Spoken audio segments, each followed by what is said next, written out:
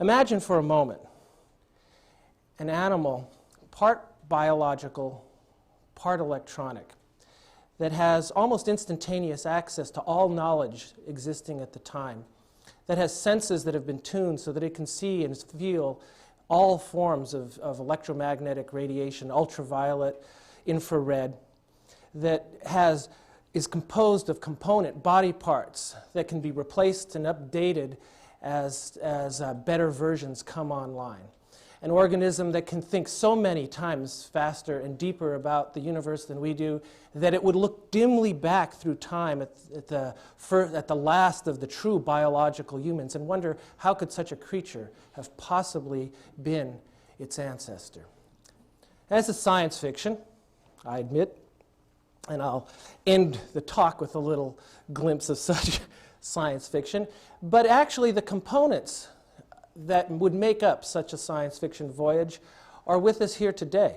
They exist. The mechanisms to create such a creature of the future are present. And what I'll focus on in a somewhat more sedate way in the lecture are what are the more immediate consequences of what I would refer to as the genome revolution, and how do we see that impacting our lives in the foreseeable future. And if there's one message that I hope you could take away from today's talk, is that it is really important, I think, again in the legacy of Paul Saltman in mind, it is very, very important on this particular issue that people understand the basic ideas. What are the technologies that we have that go along with the so-called biological revolution and the genomic or post-genomic era, which we now live in this new millennium? What are those technologies? What are the implications of them? And ultimately, what is it that we expect will come from those? And within our own lifetimes, what are the choices that we are going to have to make or to ask the people who are our elected officials to make on our behalf, judged on these new technologies? I'm sure you're aware from the news media of, well, the whole genome's been sequenced. What does that mean?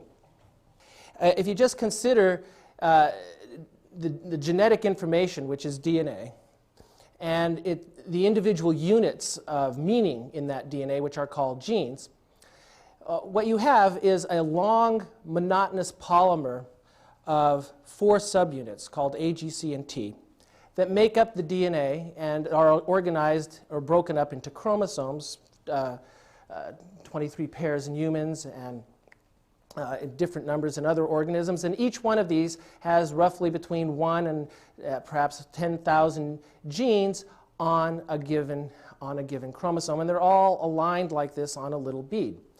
Now, a way of thinking about a gene and of all this DNA is a little bit like what we'd have in a computer, okay? And if you imagine in your computer, you have a whole bunch of zeros and ones that all strung together monotonously don't seem to mean very much. But if you consider, for example, a gene 1 being a bunch of zeros and ones that are encoding the information in a photograph of your mother. So gene 1 is means a picture of your mother. Gene 2, say, means a picture of your sailboat. So the DNA, which although monotonous in nature, is a long linear polymer that doesn't have much alteration in physical shape, nonetheless, through a coding mechanism, encodes a picture, a function, as you will, that is different one from the next. And you can imagine then the subdivisions of the chromosome being into these meaningful units of pictures. Okay? So in many ways, the A's, G's, C's, and T's in a human represent about 3 gigabytes of A, G, C's, and T's of information. And to put this in the sort of framework of what would this look like, all these A's, G's, C's, and T's printed out, you can imagine that if you just printed it out in a normal sort of font on paper, that it would be roughly the height of a building 12 stories tall. So that's a huge amount of information, and now all of a sudden we have it. And I mean by all of a sudden in that a few years ago we had maybe 1% of what we've got now, and so we have now a more or less complete picture of all the DNA sequence, not only of humans, which has just come online in a rough draft, but also of many model genetic systems from which we can extract a lot of important experimental understanding. Now, this information on its own, just like the hard drive of your computer, if all you saw were the A's, G's, C's, and T's, and you weren't a computer nerd, you would not understand what that means. And a very important point that is also happening at the same time that all this information is coming online is that people often studying model genetic systems such as fruit flies or nematodes or the plant Arabidopsis or the model single-cell organism yeast have understood what the function of genes is. That is, they could translate these A's, G's, C's, and T's into a photograph. Okay? And the way this is done is the DNA gets copied initially into an RNA, and then that RNA gets translated or converted into a much more complex molecule. It's a polymer too, but it's a much more complex polymer made up of 20 different subunits. Okay? So if you think about this, this is just a depiction of what DNA looks like, a very short stretch of DNA. And if you can imagine, again, each one of these is one base unit of A's, G's, C's, and T's. A subunit of that, which would be like a picture's worth of those, that sort of code, would create this picture. So this is the picture that comes from, say, this unit of DNA. And this particular protein, as you can see, is not monotonous in its shape. It's a very complex shape, and proteins, one to the next, are almost all different. And they do different functions. So this one is an enzyme that cuts other proteins in half. There are enzymes that are involved in metabolism for energy. There are proteins that are long and filamentous that make up our hair. Each picture is different, like a different picture on a roll of film. And the important thing is that we've been, through the study of model organisms, we know not only that there's this picture there, but more importantly, the understanding that's come from the study of model organisms tell us what the picture means. But what we're now learning from our detailed understanding, a study of genes and how they work in model organisms, is we know who that is, what that player does, and what it is likely to do in the context of the other players and the other pictures within the genome. And it's the confluence of these two things, the knowledge of the complete genome sequence and a knowledge or a rapidly growing appreciation of what each of the characters does, that creates this biological revolution, which is going to be fueled for the next decade or two and drive us into a world that we had never anticipated. Okay, now with that sort of as hyperbole in background, let's just consider with respect to the human condition, which is the focus of my talk today, what's one of the most important aspects of this? What are some of the most important consequences of this? And what it really comes down to is understanding the relationship of normal versus mutant genes and heritable mutations. And the reason this is so important is that there are 5,000 known mutations or known diseases that are based on a heritable defect. So there are 5,000 diseases of a genetic origin. In 1,000 of those cases, approximately, the gene is actually known, and the defect is known in absolute detail. So if you consider a normal gene, you've got the DNA, the normal sort of DNA that would be decoded into a picture of a protein. It gets transcribed and translated into that protein that then has a function, an enzyme, for example. In the case of a mutant, one of these subunits, an A, say, is changed to a G. Now that change in the code gets transcribed into a changed RNA and results in an abnormal protein being made. Either the amino acid in a certain position is not what it's supposed to be, or in the case depicted here, often happens is that the protein is made in a truncated form, so only a piece of it's made. And typically that means that it's non-functional. The challenge that we now have in front of us is to understand how it is that these mutations, what it is that these mutations do, understand the basis for the disease with those mutations in hand, understand how to treat those diseases, and diagnose them and screen for them, so that if in the event that parents have the potential to give this disease to their offspring, that they can be screened for genetically. So I'd like to consider 3 technologies today here that I would call sort of future-shaping technologies. That is, these are going to be the technologies that are to be paid attention to, understood, and will be the ones that I think have profound impact on the future. So I'll start off by talking about genetic screening and what the idea is behind that. So Marfan Syndrome is a disease that afflicted Abraham Lincoln. And it can be seen here, it's manifested here by his very gaunt appearance and very tall, thin stature. In addition, this disease has many complications that come with it, such as cardiac complications. And if Abe hadn't been assassinated, it's quite likely that he wouldn't have lived much longer than his age anyway, because it's a disease that often kills around that stage, and in some cases can be lethal in people in their 20s. So if we look at how did he inherit this disease? Well, both of Abe's parents were what we would call carriers for the Marfan disease. And what I mean by that is that everybody gets 1 copy of their chromosomes. They have 2 copies of each gene. 1 copy they got from mom, 1 copy they got from dad. And if we look at Abe's mom, she had 1 good copy of this gene, this Marfan gene, and 1 mutant copy here indicated by MF. His father likewise had 1 good copy and 1 defective copy. Now the way this happens is that the mother makes an egg. That egg either has the plus copy or the mutant copy. The father makes sperm, and each sperm has either got the plus copy or the defective copy. They then form fertilized eggs that have 2 copies, 1 from dad, 1 from mom, and you either get a situation shown here in the dark blue where they get 2 good copies. That's 1/4 of the time. Half the time they get 1 good copy from mom or dad and 1 bad copy, so that they are plus and Marfan. And then 1/4 of the time, like poor unhappy Abe, you get a Marfan copy from both parents. Now in terms of genetic screening, parents that would be Marfan carriers could ask, well, what's my offspring going to be? Are they going to be like Abe or not? And since they don't want to have an Abe, they go to a genetic counselor and get some advice. Now there's a recent case that's been drawn to my attention in which an existing pair of Marfan carriers did precisely this.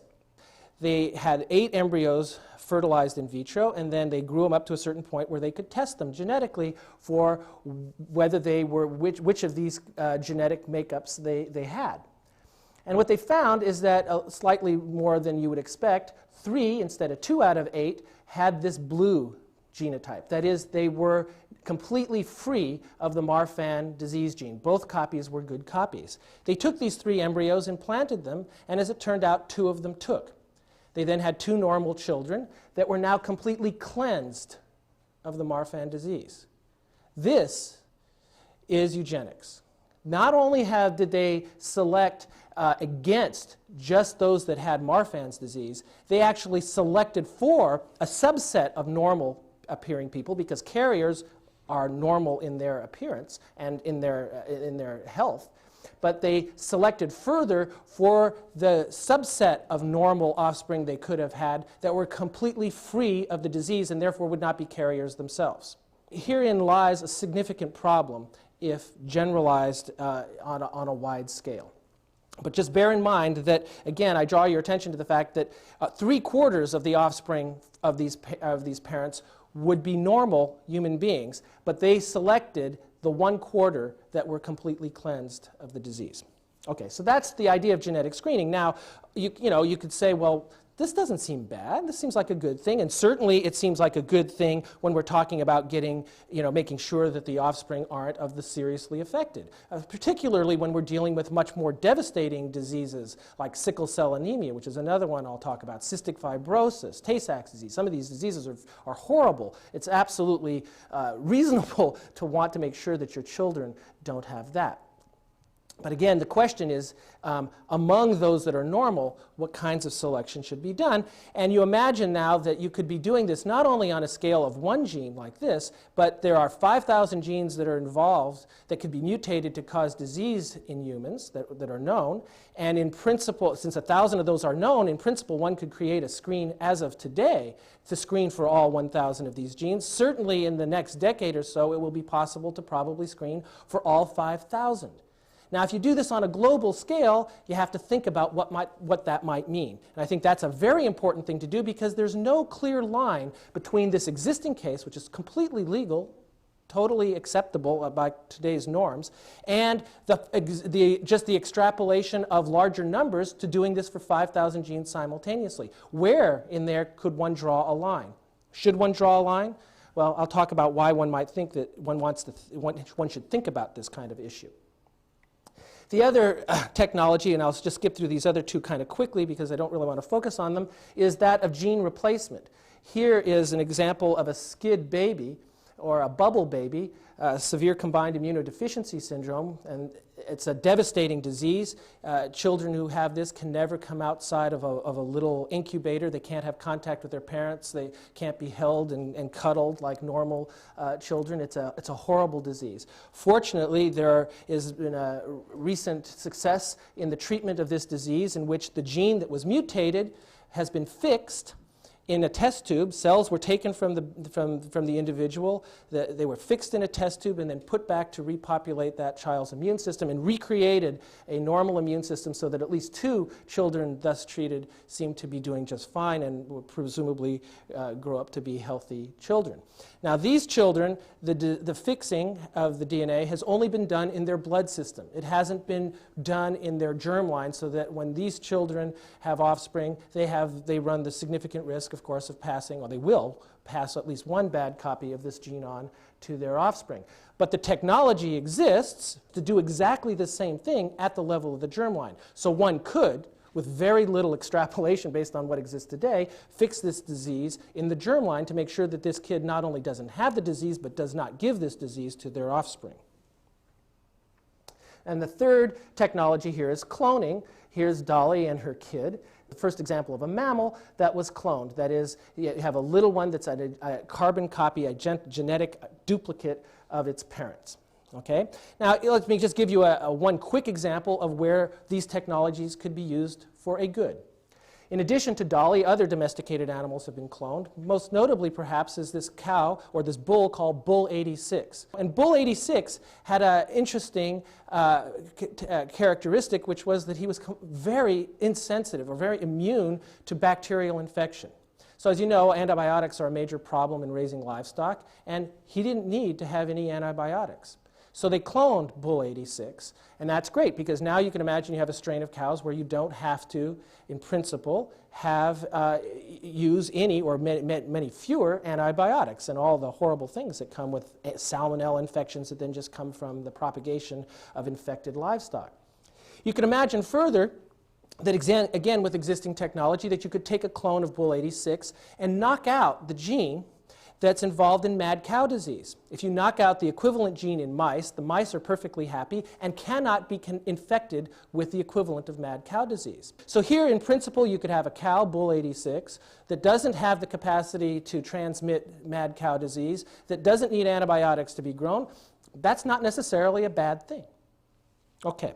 So that's sort of the upside of the technologies, and there's no question in my mind that there are upsides to the technology. But now, what are some of the hang-ups? What are some of the problems? What are some of the pitfalls? And why is it that, again, as I would say, science matters? Why is it that you need to know, and everybody should know, about these technologies? What are the things that could potentially could go wrong, or abuses of this if done indiscriminately?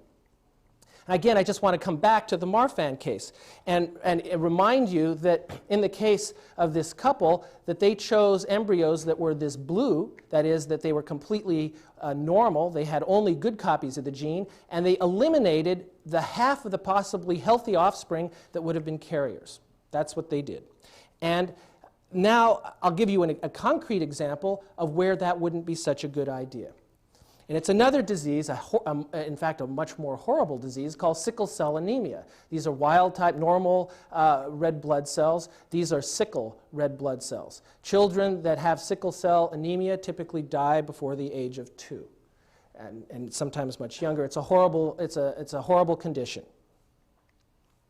Now, in the case of sickle cell, you can make exactly the same kind of diagram as I did for Marfan syndrome. Again, this is the group that this is the offspring that you really don't want to have. That quarter will be sickle cell and die, and a very horrible death. Being unable to breathe. Sickle cell anemia is a mutation in hemoglobin. These children just gasping for breath all the time. It's a terrible existence that they have in their short time on Earth. So it's understandable one would want to screen against this. But now consider if we did the Marfan thing and said, okay, let's take these. Okay, let's be cool. Let's just get out of there. We don't even want to be a carrier for this one. This is a bad disease. Well, the problem with that is it turns out that people that have one good copy and one bad copy are very resistant to malaria, much more resistant than normal. So pink is better than blue in a malaria-ridden part of the world. And in fact, in malaria-ridden parts of the world, the pink genotype, that kind of DNA situation, is extremely common. And it's extremely common precisely for that reason, that this gives people significant partial immunity to malaria. So now you can imagine that if you did the Marfan screen on the basis of 5,000 genes, as soon as you hit sickle cell anemia, you'd be making a mistake. Maybe you'd be making mistakes for lots of other genes. This is just a very, very obvious case. Maybe there would be other cases that are more subtle, where one good copy and one supposedly bad copy, because in the end, what's normal? There also are lots of variations of genes. It's not always so black and white. What's the good copy? What's the bad copy? Decreasing genetic diversity, which is what choosing only the blue versus the blue and the pink, is a bad idea. In addition, think of it this way. Let's not even consider the disease itself. This is one kind of chromosome that comes from mom, that came from one of her ancestral sides of the family. This is another one. Now, what we're doing by choosing, if we did the Marfan thing, this one, is we're getting rid of this entire chromosome, not just the sickle cell gene that's mutated, but any gene that's next to it for a long ways goes with it. Well, one of those genes could be a gene that's involved in, for example, immunity to HIV. There is a small percentage of people who get infected with HIV but never come down with AIDS. How about if that gene's right next door? Do you really want to get rid of that? So the issue here, I think, the big issue is that of biodiversity within human beings. It is estimated by many in the field of immunology that one of the most important restrictions, ways of retarding horrible epidemic diseases is, in fact, the enormous biodiversity that exists within the human population. If you look at the 1918 influenza epidemic that killed perhaps 20% of the population on the planet, the speculation, and I think very well-founded speculation, is that the reason it didn't kill 90% of the population is because people are different, and there's some genotypes that just don't get infected so much or so severely by that virus. But you make everybody like this. So you make everybody uniform, a virus of great virulence, which will arise sooner or later, comes up, and the whole population could go. It's a bad thing to do. So one small minimal thing that I would suggest if one goes forward in this way is that you don't just take the plus over plus, okay? That if you're going to do this kind of thing, you include both the carriers and the plus over plus. You don't just do this hyper-eugenics thing. You don't get too excited and go that far. That's just one suggestion, but it underscores, I think, the importance of just thinking about where you could go, what kinds of things could be done. Then there are other ethical issues, of course, that immediately confront you. Like, for example, this business of having the full genome sequence. It's very likely that within the next decade that we will all have our genomes known. We can go to a doctor, give them a little bit of blood cell DNA, and they'll give us our full genome chip. Then they can take that chip, scan it in, look at it, and say, looks like you're susceptible possibly for this disease, that disease, and so on and so forth. Oh, so good, at least if it's just with your doctor. But do you want your insurance company to know about it? Do you want the government to know about it? Do you want your employer to know about it? Who sets those restrictions? Well, ultimately, you do through the people that you elect. And I think that's extremely important that these matters are considered and that issues of this kind are dealt with right now, not in the future, but right now. And then there are longer-term things, like, is it going to be okay to clone human beings? Like, how about if you get a really rich guy like Donald Trump who thinks he's really some cool guy? He wants to have hundreds of Trumpettes. Is that cool? Okay, and how many Trumps can you allow before everybody goes, my God, that's just way too many? Okay, where in the line where do you draw the line? Do you forbid the use of recombinant DNA technology for replacing genes like the SCID mutation in the germline? Is that forbidden, or is that not forbidden? If it's not forbidden, and if screening is allowed in a somewhat unchecked way, can we screen for things like physical attraction, muscle tone, longevity, the ability, the propensity or not to become to be a substance abuser? Where are the lines to be drawn? And there isn't any answer that I would offer, but the only thing I would say is, again, science matters, and you really do want to know about this. You want to have an educated opinion about this, and I think it's very important that this is something that is considered in a careful way, because this is one of the great challenges that we face in this millennium, is to come to terms with this new powerful technology. Okay, now I'd like just to end here with a little foray into science fiction, sort of as a counterpoint to the beginning of the talk, and suggest that, given the technologies that I've been telling you about, that in the next generation or so, people who are a little overeager to have their children get high SAT scores decide that, they're going to do a little genetic screening, and they're going to screen to make sure that their kids have got all the good DNA that correlates well with how well you do on SATs in any case. They're dedicated to this because they want their kids to go to those nice Ivy League schools. So they pay, and it's pricey at the beginning, they pay big bucks to get those kids screened so that those kids have good DNA. Then those kids not having bad DNA go to school, they do well. Not surprisingly, they've got all the privileges because their mom and dad pay the bills to go to the fancy schools anyway. They do well. They come out, they get to be in positions of authority, and now for the first time, you have a ruling class, if you want to use that term, you have a ruling class that for the first time in history is actually potentially biologically superior to the rest. And more importantly, it is propagatable. That is, their offspring could benefit in the same way. Now that's a scary thing. That's never happened before. People have claimed that the king is related to God, but that was not true. Okay, and that was very important for tyrannies ultimately being overthrown. Now for the first time, it could be true. And then you can imagine the scenario going further, that these creatures, after having ensconced themselves in the power seat, think, hey, we could do a little better than this. And of course, the competition doesn't go away because that's such an important part of our culture. The competition goes on and on. Those SAT scores have to go higher and higher. And so they start, getting really proactive. They go in there and they start changing the DNA and make really nice designer babies, the hotshot super tots. And those hotshot super tots begin to, and when they grow up, begin implanting little electrodes in their brain. It's already feasible to take electrodes for people who have been blinded as adults, to take a group of electrodes, place them back in the visual cortex, hook them to a video camera on their head, and allow these people now to distinguish shades of gray so that they don't bump into objects. So you can imagine that they start putting these little chips that give them the entire Encyclopedia Britannica in just a matter of concentrating, and the information goes straight into their brains. And boy, do those kids do a lot better on those SATs. So, and they not only do better on the SATs, but boy, can they think quickly. So then they design, hey, God, what we really need is DNA that looks like this, and then a chip that looks like that, and then boy, those two things would really play patty cake with one another. And the next thing you know, you've got a kind of hybrid biological electronic creature that is doing things on a scale that we can't even understand, upgrading itself on a daily basis, putting in new chips.